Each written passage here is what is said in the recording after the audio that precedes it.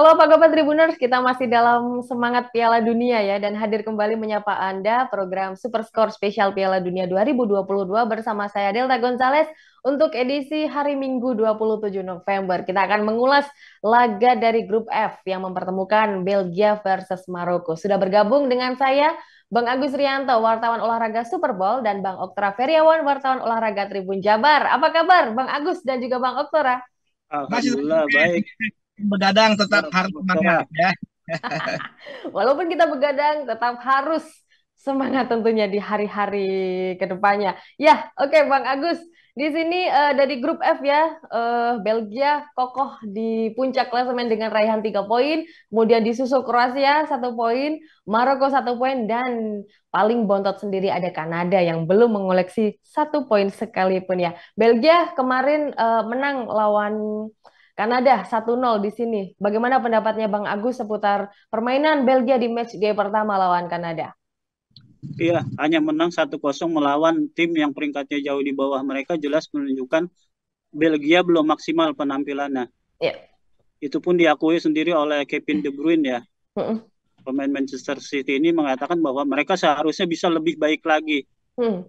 jika lebih klinis dalam memanfaatkan peluang. Ya, tentunya padahal di laga antara Belgia dan Kanada, Kevin De Bruyne benar-benar menjadi sosok yang sangat luar biasa permainannya kala itu. Iya. Walaupun juga tidak membuat assist, tapi perannya begitu vital saat melawan Kanada. Itu dari sekilas dari penampilan Belgia saat melawan Kanada. Bang Oktora, Maroko di sini kan ya. Sementara itu, kalau saya lihat Maroko saat melawan Kroasia juga tidak buruk-buruk amat. Di sini berhasil menahan imbang Kroasia dengan skuadnya yang mentereng. Bahkan juga ini merupakan finalis Piala Dunia di tahun 2018 kemarin ya. Sukses banget ditahan imbang oleh Maroko. Seperti apa penampilan Maroko saat bertemu dengan Kroasia kemarin?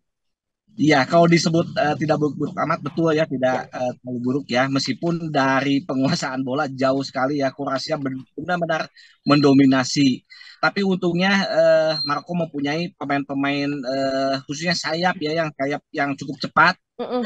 striker yang cukup cepat, sehingga bisa banyak apa setidaknya ada 8 peluang yang bisa mereka ciptakan di pertandingan melawan Kroasia sebelumnya. Mm-mm. Mm-mm. Kemudian dari segi akurasi passing pun tidak terlalu buruk ya. Artinya apa? Artinya Marco ini mampu menguasai bola ketika mendapat Ya. sering kehilangan bola ketika ditekan oleh Kroasia. Begitu Mm-mm. data.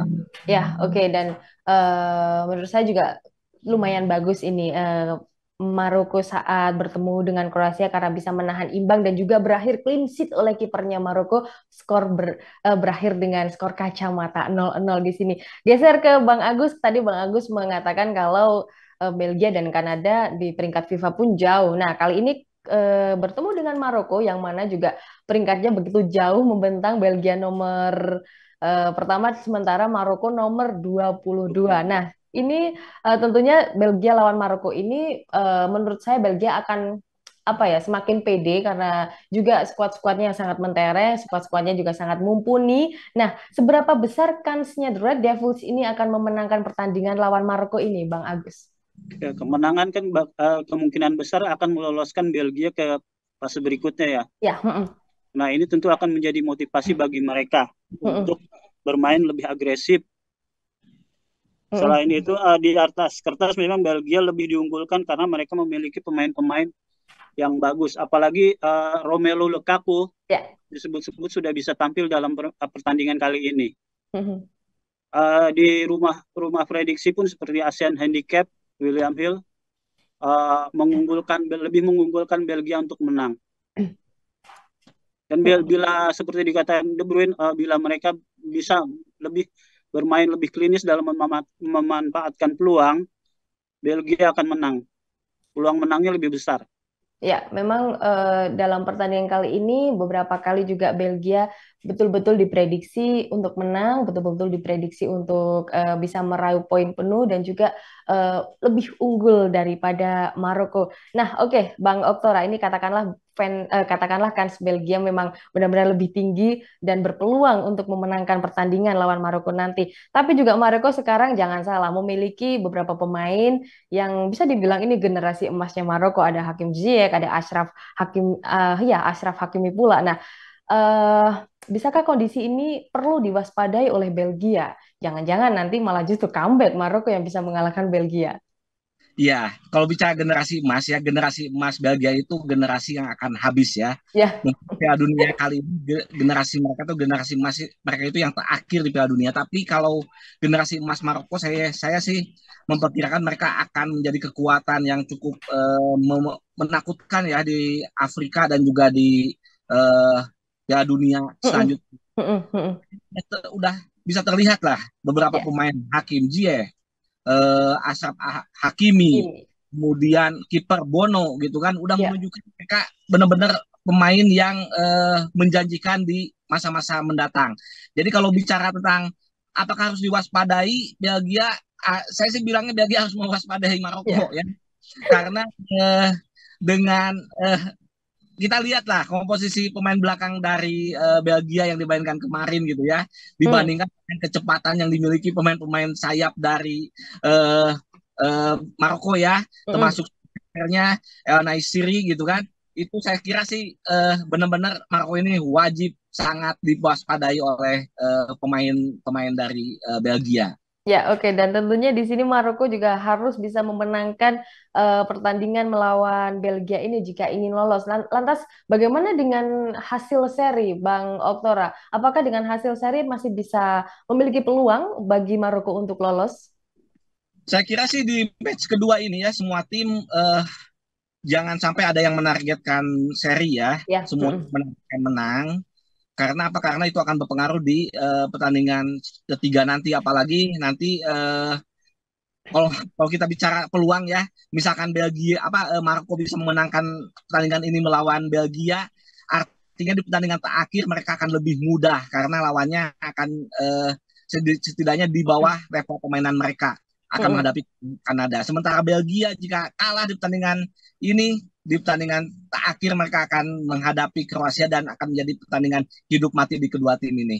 Saya Ya, kira betul. ini, kalau bicara peluang, inilah saatnya Maroko untuk memenangkan pertandingan agar di pertandingan ketiga mereka lebih enteng dan bisa lolos ke babak selanjutnya. Ya, betul. Dan juga menurut Bang Agus juga Belgia justru peluangnya lebih besar ya dengan komposisi skuad mereka. Nah, lantas siapa pemain kunci dari Belgia ini? Apakah Kevin De Bruyne lagi atau pula Lukaku atau siapa ini Bang Agus? Saya melihatnya masih Kevin De Bruyne ya, Mm-mm, seperti mm-mm. di Manchester City. Dia tetap menjadi ruh permainan Rode Devils. Ya, Usianya memang masih sudah 31 tahun, tapi justru permainannya semakin matang. mm-mm. Nah, umpan-umpannya ini yang akan memanjakan pemain-pemain depan Belgia. Oke. Jadi Bang Agus masih memegang Kevin De Bruyne meskipun usianya sudah 31 tahun, tapi menurut saya usia 31 tahun itu bukan sudah, tapi masih 31 tahun. Karena saya usia 31 tahun juga masih semangat membawakan program Piala Dunia. Itu dia Ya, De Bruyne tercatat ya. selain piawai mencetak gol, dia juga kan selain piawai yang membuat assist, dia juga bisa kerap mencetak gol-gol penting buat timnya. Ya, Kali ini pun kerap dia bisa seperti itu. Ya, kerap mencetak gol-gol krusial pula di Manchester City pula ya saat bermain di Ya. tingkat klub dan juga saat bertemu dengan Kanada kemarin Kevin De Bruyne mencatatkan 71% passing yang sukses ke rekan satu timnya tentunya. Oke, dari Maroko siapa yang akan menjadi pemain kunci Bang Oktora? Saya sih tetap ya Hakim Ziyech ini akan Ya. menjadi pemain kunci kayak player mereka ya. Mm-mm. kita, kita bisa lihat lah penetrasi dia, cara dia menerima bola dan membuka ruang pada teman-teman yang lainnya.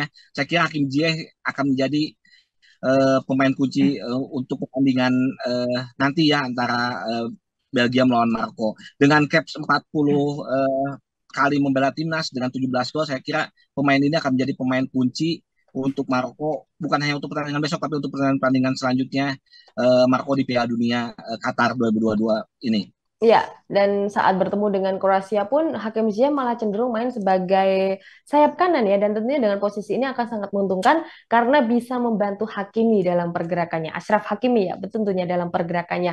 Oke, prediksi skor, Bang Oktora, berapa ini? Saya memegang Belgia, memegang Maroko 2-1 data. 2-1 untuk Maroko ya. Oke, Bang Agus megang Belgia pasti ini ya. Pasti Belgia 2-0 lagi. 2-0 lagi. Oke, memang kalau di eye test pun memang Belgia sudah kemana-mana luar biasanya ini. Tapi juga jangan salah, karena Maroko bisa jadi dong menjadi batu sandungan bagi Belgia dan tentunya bisa jadi merepotkan bagi Belgia di sini ya. Oke, thank you banget. Terima kasih untuk Bang Agus Rianto, wartawan olahraga Super Bowl, dan Bang Oktora Feriawan, wartawan olahraga Tribun Jabar. Sampai jumpa di ulasan berikutnya ya, Bang. Oke, siap. Oke, Tribuners, jangan lewatkan program Super Score spesial Piala Dunia 2022. Kami tayang di YouTube Tribun News dan juga Facebook Tribun News setiap hari selama gelaran Piala Dunia tepat 1 jam sebelum pertandingan. Saya Delta Gonzales, pamit undur diri. Sampai jumpa.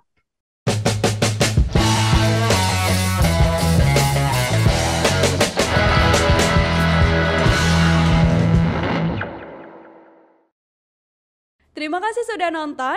Jangan lupa like, subscribe, dan share ya.